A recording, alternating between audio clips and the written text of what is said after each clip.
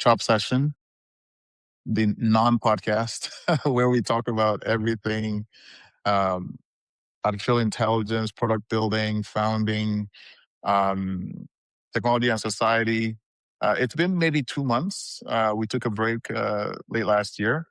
And so today we want to sort of recap what's been going on in the world of technology, in the world of AI, with the amazing Ted. I usually I call him a curmudgeon, but I'm using amazing this time. Of course, it's Oh, very wow. beautiful. That's the The very 2022 beautiful upgrade. You sound very biased somehow. Yeah, very well, beautiful Ezinne. And of Yes. course, your resident ogre, RG. Yeah, let's do this. Really. So, so everyone is like, why are you talking about yourself like that? All right. No So worries. we'll kick off by talking about the biggest things that maybe have happened in the last 2 months. Um, you know, so Ted, isn't it? Do you want to talk about the things you feel like are some of the biggest things? sure, I'll jump in. I mean, look, I think the some of the earlier things that happened, right, we're talking about November, December, was kind of, let's say, non-earthquakes about OpenAI's latest releases, and earthquakes regarding Claude.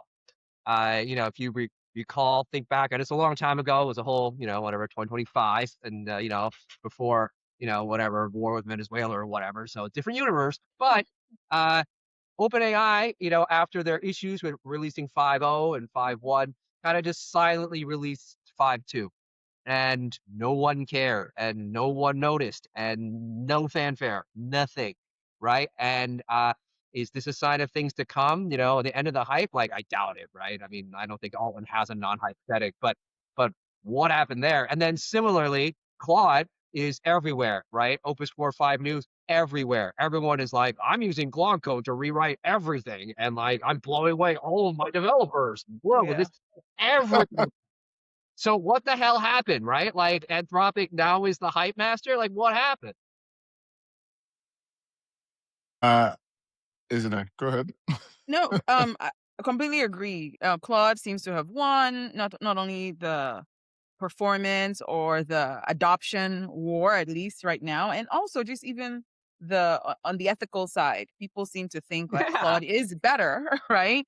And they definitely had interesting policies that support that, but there's just seems to be some type of shift happening, and in the last 60 days, it's become even more evident or obvious. And then the other piece for me, obviously, given my old telco background, I've been paying attention to CES and some of the things happening there and seeing NVIDIA's, just watching NVIDIA's relentless announcement pace, looking at AMD, how they were showing up, noticing that a lot of focus has not been on consumer GPUs in any way. Everything is really around like data warehouses or data centers, and all those announcements that usually are really centered around consumers. It just seems to be a major shift in CES this year. So just paying attention to some of that and trying to figure out, okay, what does all this mean in the long run, as well as short run? Yeah, yeah. No, I think the perplexing decline of OpenAI as the market leader is on my mind. It feels like even though they seem like a really good product company, that they've lost the shine. All the synthetic benchmarks, like before, they release all these synthetic benchmarks and be like, oh, we are Yeah. better than da da da. It seems to have everyone is fatigued with these synthetic benchmarks, and instead, developers, particularly the first consumers of these models, are starting to do like more qualitative evaluations and sharing them online. And Claude Code seems to have carved out a very particular favorite niche. I mean, when product people like us and technology workhorses like Ted are using Claude and building it into anti-gravity workflows or VS Code workflows, you know that sort of virality. They have the mind share, Sure. right, Yeah. of code generation, quality code generation. We see people at Google, now just for those who haven't been paying attention, we released Gemini Pro. Gemini Pro on paper is the best performer per dollar out there, even more than Opus, even more than Sonnet. But we see blog posts from people working on Gemini about using Claude Code and doing Anti-gravity. with their stuff. Yeah. By the way, that's my setup: anti-gravity and Claude Code. Yes. And they're basically saying this thing we wrote, something we spent 6 months on, we threw it at it, and it basically produced what we produced. And they're like, holy crap. And these are the people at Google. So I love how honest developers are. Because Random signal here is that, I have Pro for Claude and Pro for ChatGPT. I never run out of credits for ChatGPT, and I run out of Claude credits in 3 seconds every day, right? And it's like, why is that? Why? Well, Yeah. obviously too many people want it, right? Like the Can 20 I bucks. just say this? Can I say this, guys? I ran out of last year. They said we'll give you extra credits till 12/31. New Year comes around. I start running out of credits in 5 minutes, and I get so pissed off that Right, I upgrade. which is Oh exactly yeah, what they I didn't know want. you. I'm so That's angry. I give them more money. I said, I'm like, I upgraded. I'm like, okay, let's see what this looks like for a month, because all my developers have upgraded. They pay for it from their own pockets. Danny pays $200 a month. He doesn't care how much he gets paid his salary. He pays for it. So anyway, this is Mindshare. This is great. be as like, oh, OpenAI is done and Claude Code wins. I No, think that no, the no. main Done. takeaway, honestly, is the reshuffling. There is no kings yet, and I think Exactly. that is actually the core takeaway that we want folks to hear is that as we sit, we were like, wow, ChatGPT had it, and now it's shifted. Who knows what the hell is going to happen if Gemini is going to show up and have it next, right? In some particular use case or workflow that matters to more people. So I think that's the main thing. No, you're right. You're right. And here's the deal, right? 2023, 2024, we act as if the final story has been written.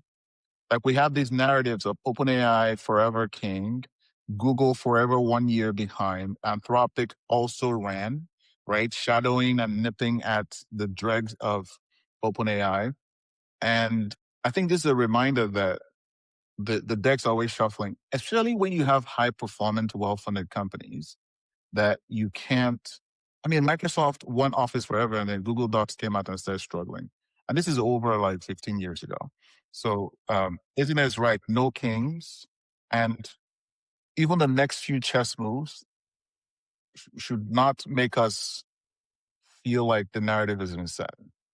Honestly, putting my strategic hat on, I would literally look at crossing the chasm as a way to think about this. Who are the early adopters, right? And what are their use cases? And of course, whether it's coding, et cetera, whoever has the best workflow, the best solution. So you think about it the very first time, we're all playing with ChatGPT, talking, asking questions, and that's where the world is. So many people are doing that. But remember that we are, in fact, early adopters of some of these agentic things. And that's kind of where we are right now in this curve. So I think it makes sense if Claude Code actually is the better experience. They're winning right now. But as we move on and some other use case becomes the prevalent one and we get to a different point in this chasm, maybe something else may work. And it may be Gemini. Maybe the ease and the integration with one's life becomes the thing. So it's just really just, I don't know if I have a point, but I love my that point take. is No, I love that take. I think what you're saying, let me try and maybe what that inspired in me is that coding is a very specific workflow and use case. workflow or workload, Load. right? Yeah. And actually, in the world of technology B2B, it's actually like a small one, right? It's not even, Oh, yeah. and we know for a fact that OpenAI is working on hardware. They're working on health. They're working on, they have all these things that are sort of vertical workflows that they probably want to just kill at. And it doesn't appear that everyone is working on it. Maybe Google is because of their vast amounts of data.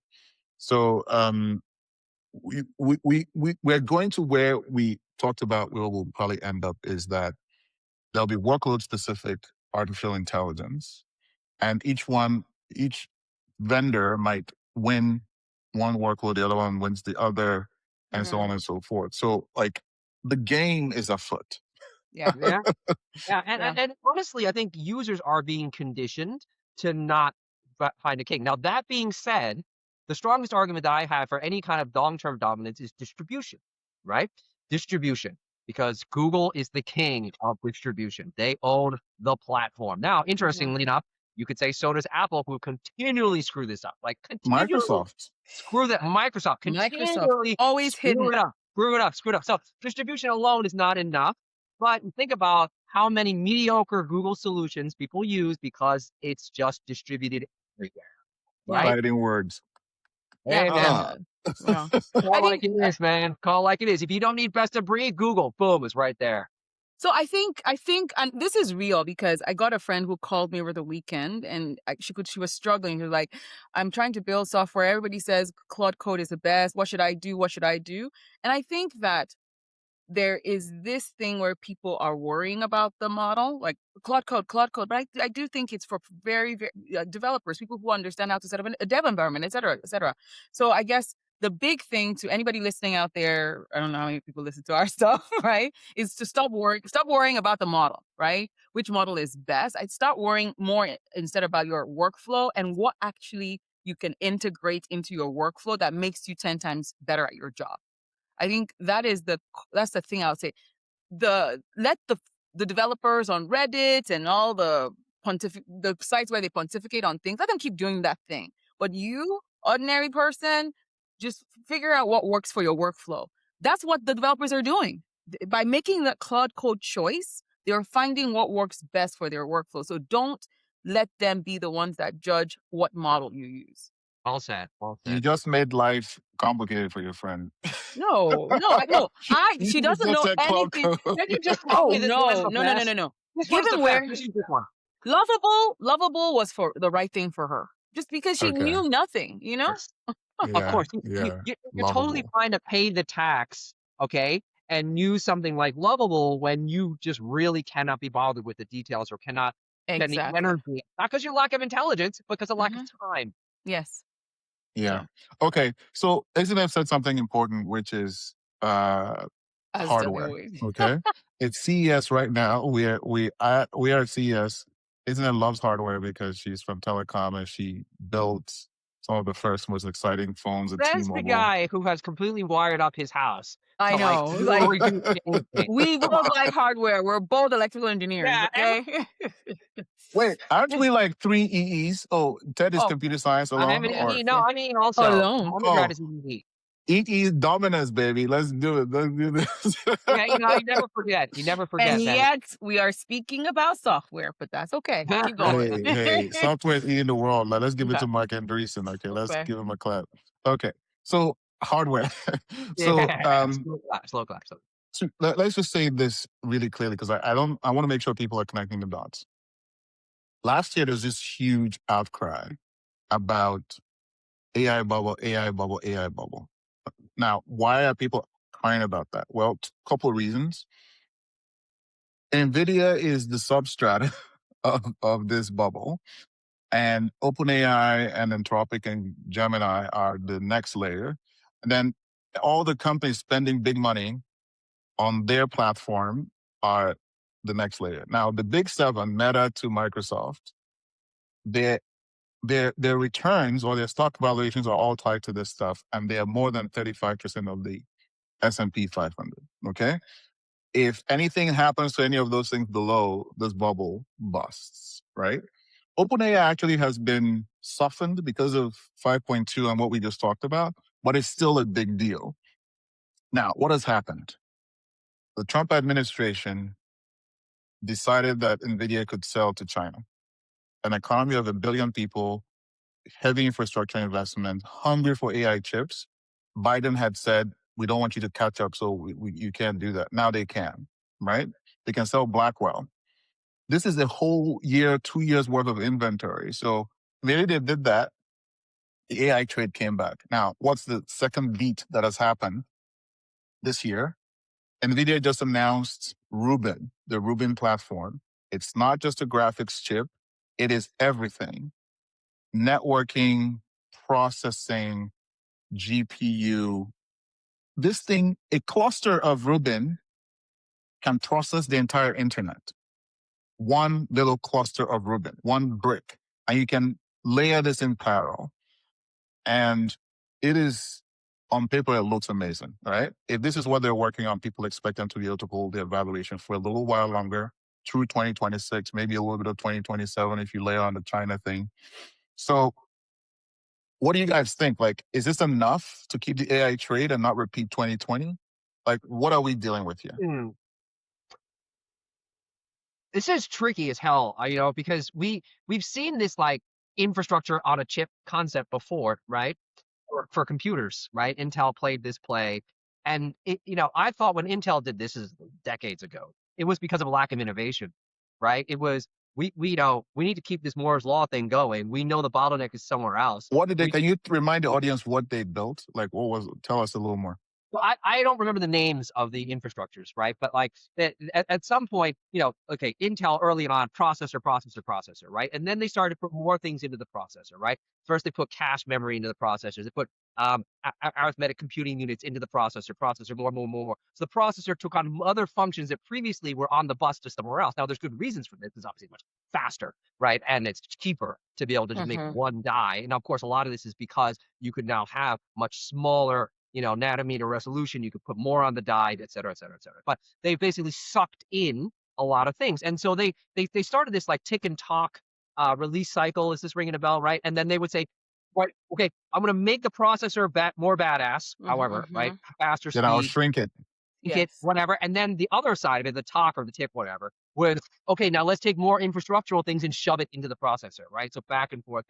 And that was their vibe where they dominated for a very, very long time before AMD crushed them, right? But that was what they did. So I guess my point was, to me, that was almost like an explicit recognition of what Intel said.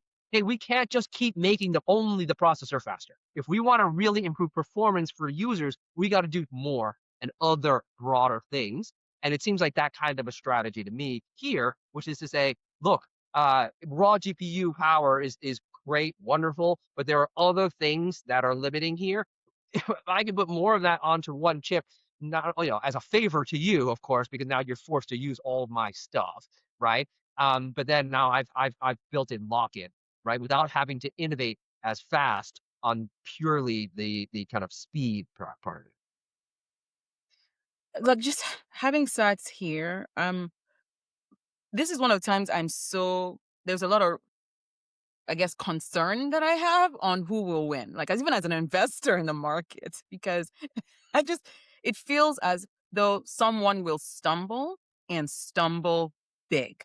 Chips are not stuff to mess with. Like, it's long lead times. Can you talk about who the players are? Like, who could stumble? Like, just like, what does that mean? So, yeah. like, right now, obviously, AMD, NVIDIA are the ones everybody talks about, right? And I know everybody else is playing catch up. But before, it felt like we had known use cases and we had the time to build chips to match these use cases that we had studied for years and understood. We're flying the plane, building the parts, redesigning it, trying to go to space, all at the same time. That's true. Literally. True. Like, honestly, think about this. So somebody is going to ship a shitload of stuff that will not be relevant. That's true. In some way. It will not be the thing that actually solves the core problem. All of this is good for us as consumers. Prices will go down. Good. But if you are participating in the financial markets and you are picking horses to bet, this is flipping scary to watch.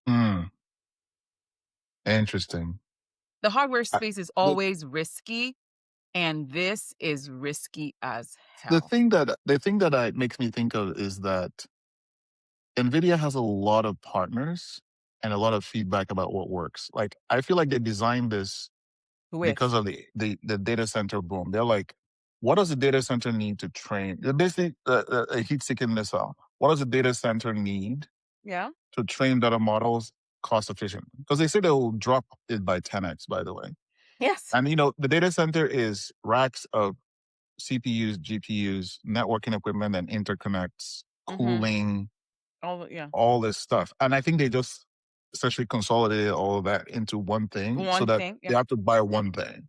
Yep. So I don't, here's the deal, right? The thing that's surprising about this is NVIDIA supposedly should be here. I don't know if you guys remember last year or the year before they bought Xilinx, which is FPGA. Yeah. It's essentially combined. Is a combination. It's not just Functional GPU. use. And so it feels like this announcement should have been an AMD announcement, right? Because AMD is like, this is the reason we're doing this. Now, they made some announcements at CES, but their stock tanked.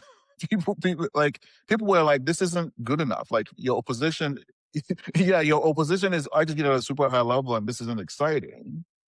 I can't see, Apple is focused on the M5 and the A6, whatever, the A series. What's the other people? Dimensity, the people who do the Chinese company that does. Yeah. Anyway, so I'm curious, like, do you think NVIDIA misses and AMD catches up, or like, I'm curious about like how you think about that. So I think what I'm nervous about is that we're paying attention to the financial markets and the reaction versus the actual technology and its performance. So as at least the things I read talk about the performant solutions that AMD shipped. So it just will take time, though, and people want to go where performance is. So yes, hype, yes, etc. But if in fact AMD's Helios rack system or the Ryzen, the things that they announce actually gives high performance, it will eventually win and catch up. That's just the reality Yeah, of it. I agree. You That's how they won the yeah, last time. That's how That's they beat right. Intel. exactly, That's right. exactly.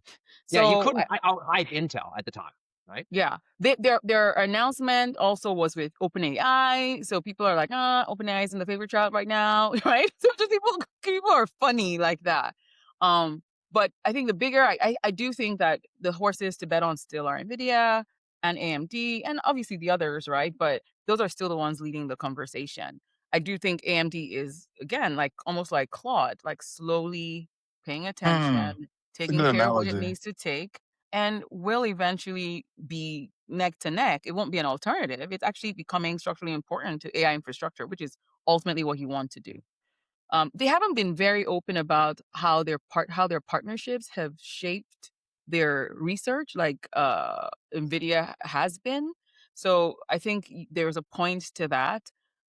But I think again, you say sometimes I live off of instinct, and yes, I am living off of instinct. I do think that we're going to learn something really material in our use cases, and it may nullify some of the research that we've done to date. And hardware is just we're investing so much, and that's the place I just worry about it. As long as these folks have cash to burn, they'll recover, but they'll be lost in the stock market this year. It just feels like it's going to happen.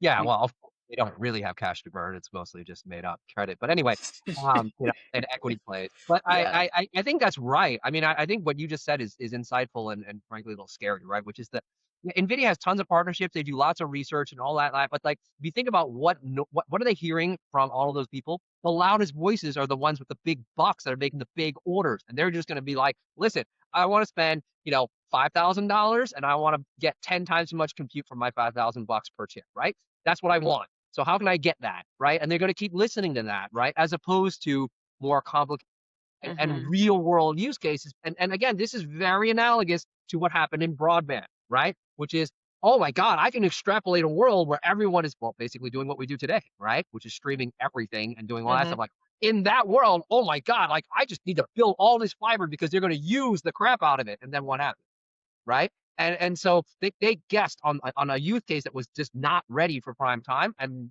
boom, the whole thing just fell over, right? The whole house of cards fell over. So I think that you're going to see that whether it's a stumble by one company or the industry is hard to say. It may be the entire industry, frankly. You guys are soothsayers. Like I see both your analogies to the past, and I'm wondering when it will come true, because it feels like it will come true at some point. There's a Right? pullback, certainly, right? Yeah. Interesting. Huh. Yeah, again, for technologists and those who use the stuff, it's inconsequential. Whoever wins will keep using. But if you are, but you're where most of us are investors, or our livelihoods are tied to some of these things. Let's be frank. So it's from that lens, I'm like, dang, okay, this is hard Yeah. to It's watch. interesting. I Someone's guess gonna miss. right? Like, what about video games? I just had this thought, right? Because like you know how video games were just pushing the envelope, right? For obviously NVIDIA, that was their actual business, right? Was like, Mhm. I need to render more photorealistic people's blood getting splattered and whatever, right? Like, I need to be able to do that at like faster frame rates, higher resolution, da da da da. Of course, now you can't buy these cars because you can't use them for that, right? And now, of course, they built cars that do completely different things, right? Mhm. So they Mhm. optimize other parts of this. But when you think about it, it's parallel vector processing, right? And so fundamentally, the brightest minds within NVIDIA, they are not building shit for you to play better shooters, okay? So the question, so anyone who placed that bet, post. Oh, Yeah, just to your point, you know that they didn't announce any new gaming GPU at all. I was gonna say that. It's no longer gaming. It is not now gaming. AI factory. Sorry. Not gaming, not crypto either, by the way, right? They pushed all Quattro, all those things to software. They're just doing software updates, not doing any hardware investments. Okay, guys, let's move on to something else. Now, we've harped a lot on the human cost of the AI age, and we've complained about people blaming AI for letting go of people. But we're 3 months in to that those synthesis. I think they're still accurate. That's my opinion. We know that there's going to be more layoffs this year, right? Coming from behind the scenes and some of the big companies. And most of it is exactly the same reason, by the way. It will be missed bets, right? Actually, as people wind down non-AI bets, you will see divisions that are affected. In all probability, they will say AI is a reason. Not that we missed the AI bet and we misinvested, but like we are automating and these people are no longer useful, which is terrible. In that frame, what do you observe, or do you have a message to people who are losing their jobs? A message to CEOs? Like, how do we update from our blog post about the letter we wrote to CEOs? Like, what is there new to say in 2026 about what's coming? I'll go first. I think that it still is true that people aren't going to be let go, but they're not going to be replaced by AI, right? They're going to be replaced by people who can direct AI better, right? Who can who have judgment about AI's implication for the problems that their company is solving. So again, I go back to really understanding first the problem and the problem space you're in, your resumes, etc. You understood the problem, you did the work, but you have to go back and reimagine your industry, your problem space, your customer, and reimagine your workflow and know categorically how AI helps you do work to solve those problems, as well as how AI shifts the way those problems are experienced. If you fundamentally understand that and can speak to it and can use the AI tools, you'll be hired, you'll be irreplaceable. That is the core of what's happening. It is that AI is here to stay. AI is here to stay in how we work, which means it is also here to stay in how your user works, right? It is here to stay to reimagine the problem space as well. So as long as you have good command on those three things, then you're good. I just wish employers could speak about it through that lens so as to encourage the behavior that we need for employees to go get those certificates, go adopt AI. Don't be afraid, right? Reimagine a new world, same problem space, right? But really open your mind to what is possible now that AI exists. So that's all that's kind of my yeah. spiel. I think the only wrong move is to not try to use AI. Right? If you try to stick your head in the sand, that's certainly the wrong move. I forgot what company made some announcements that they fired all the developers that wanted to do that, right? The purists, no matter how good they were, how senior they were, how effective they were. It was a reasonable size company. And you're going to see more of that, right? Because it's even your rock stars that didn't need AI can be better with AI in some form, right? Even, again, it's interesting because, I'm in the media space and, we have reporters that write stories or whatever, and people who are just very good at speed, right? But AI is better at speed. So if you want, if speed is your outcome, then that's not great, right? Like that, if that is what you're hanging your hat on, you got to hang your hat on something else, right? And for senior players, it's difficult. And this goes back to from a bulk standpoint. Of course, you get a better headline from Wall Street too. Okay, but it's just you can see a senior manager going, listen, I don't want to figure this out. It's too freaking complicated. We'll just get rid of all the people who are not good. We'll make them reapply for new jobs. Solved, and I'm a freaking genius. Give me my bonus, right? And that is how we're seeing this. It's a very simple answer rather than really looking on there as a time to really say, hey, look, where are my actual assets? Who are my people who really can benefit from this, and how can I make them more effective? That's just a much more complicated thing that, frankly, a lot of American companies, I certainly compare this to the rest of the world, don't put energy into. Right? They talk about their challenges, our challenges, our thing, and then they lay off 20,000 people the next day, literally. Literally, right? And it's like, sure. Yeah. So so I think let me try and I think we're saying that if you're an employee, you have to get on the train and you have to get good. It's a core part of a resume, and we see this through our own operations and the way we're doing our things. But if you're a company, what? I mean, we've already said the caution thing and the we're disappointed in you thing. What is the crystal ball? What is the concern this year? What are you expecting to see? More, more. I don't want to say malfeasance, but just more irresponsibility around this. Because I think it'll be more of the same from 2025. People shifting their investments in the direction of where the money is, which is AI. And there'll be a negative impact on people from a employer perspective. But what is more like? What do we want to say about that? Is that just normal SOP? Can we do better? Like, I'm curious. I think it's normal SOP. It is just like the internet, right? We had racks in closets in the in the building, and we don't anymore. Had to make the shift to the cloud. It is just what needs to happen.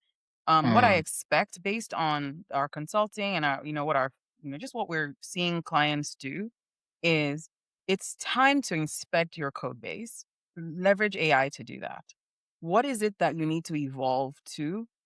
Right? So CTOs, CPOs, all of you out there, you're solving a problem right now. Probably a bazillion lines of code that don't need to be that, because every single additional line of code creates risk. So it's worth taking a second look, section by section, dimension by dimension, really looking at how much of this code should be here. AI is excellent at that. Remember when we used to try and convince people to build microservices, etc., pull APIs? Guess what's really excellent at looking at your code and going, hey, let's do this, right? AI is actually good at that. So you can begin all those things you hoped to do, you can begin to do it and create smaller code base. Then let your product people, so as your engineers are doing that, let your product people really go out and try and imagine the problem space again in a world where workflows are different because they are now agents, etc., right? And then find a good meeting, of minds. What is it that a real uh, LLM can do on your behalf? How can you train it to have some of the insight and the logic that you built in your code that was constantly shifting, which you always had to do updates for and feature releases for? So it's worth really stepping back and saying, this is our moment, right? To rethink and reimagine the code, the problem space, and how AI fits in it all. You're going to do it at some point, so you might as well take ownership and do it with intention. Yeah. Yeah. Okay, we'll do a little bit more. I think I love the take, which is it feels like a teaching take, a practical take. I know both you and Ted sort of have this teaching mentor thing inside you. So I think we need to double click on this. We need to sort of step back and just say, what is the roadmap? Because, there are implications for this, right? Like you say focus, but executives have to figure out who can they focus with, who comes along the journey, who doesn't come, why, and how do they navigate these things? I don't, look, there's a lot of resources out there, but I feel like between the three of us, I think that we can offer something that people can trust, right? Because of the way we think about it. Okay. Final beat, guys.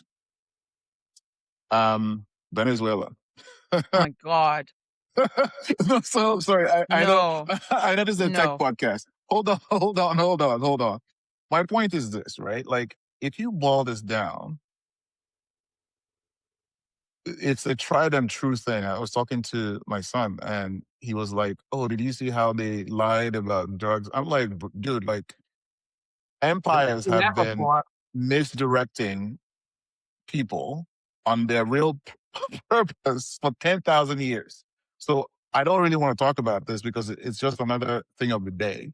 Like, this is not, we call them false flags and whatever, right? The point is, there's oil under Venezuela. The US lost even proxy control in the 80s, and there's an opportunity to take it. And, Machiavelli said that there are really, like, in the end, power matters the most and not laws or precedent or whatever it is. Even when the US is working within precedent, it tries to achieve its real politic goals. So my question is not about that or about politics or about Trump or anything like that. It is, if we are doing this sort of stuff, this sort of blatant resource grab 2025, 2026, for a resource that frankly looks to the past, right? Oil. We've been doing this for 200 years on oil, right? But the resources of the future seem like rare earth metals. They seem like where the fabs are. They seem like, the Dutch company that makes this EUV things. It's like fusion labs, people who are trying to figure out how to harness the sun's energy. That is the future. I guess my provocative question, and feel free to, is like, what will we do when we start to fight over the resources that power the future? Like, is the world going to get worse? Like, this is crazy. I didn't think we're still fighting over oil like this. Especially when there's so much oil in the US, shale oil all over the place. So what do you guys think? It's easy to do this, is I guess my point, right? I think people are stuck in the past. I think that's what you're talking about. You're competing for old resources. But the interesting part, I'm not advocating this position, is if the powers that be are willing to make this kind of grand intervention for the sake of a goal, a real politic goal such as oil, why aren't they willing to do this for things that might actually matter? Not just rare earths, okay, which by the way, there's some in play in They're that. not that rare. No, they're not that first of all, they're not that rare. And second of all, like, the real bottleneck isn't digging them up out of the ground, it's refining and all that kind of stuff. But whatever, forget about the details. Details, no one cares. But not even physical resources, right? It's the other resources. Let's not talk about intellectual resource. Let's talk about who's innovating the world of tomorrow. Okay, so why are we not willing to do that? In fact, we're willing to do the absolute opposite and drive those people away. So it's weird as hell. Immigration. Yeah, let's talk about that. Weird as hell. Like, why not go and like land choppers and kidnap the best scientists around the world and bring them to America and put them in chains? Oh my God. Like, you know what I'm saying? Like, well, just throwing it out there because, like, this administration seems willing to do anything. So, like, why not? Let's do this for the places that really make a difference and not just oil. Okay, guys. Okay, right? I'm going to take this back to what we do here, which is product mind. Let me be frank. We sound like people who went to great schools, who work on tech, et cetera, et cetera. The real world, the real economy is still, right, mostly powered not by the things we're discussing here. Let's be really frank. And that is why people are still fighting over oil. Period. Okay? It will get to a place where, like, there's an Uber driver who's coming. People are delivering our Amazon packages. It's still about energy to power those types of things. What we live in, and yes, what powers NASDAQ, S&P, and all the things, yes, is what we discuss. But the reality is most people do not live in this economy. We talked about this in one of our episodes. That's the truth. Okay? I do want to, before we end, I do have something really interesting that's been on my mind. So let me know when you're ready for me. Geopolitics aside. No, yes. I think you're right. This is a pace thing, right? Like, I think it's sort of contained in the question. So maybe I'm the dumbass. Like, these things are things of the future, so we'll fight about them in the future. Unless Oil we is a thing change. of the present.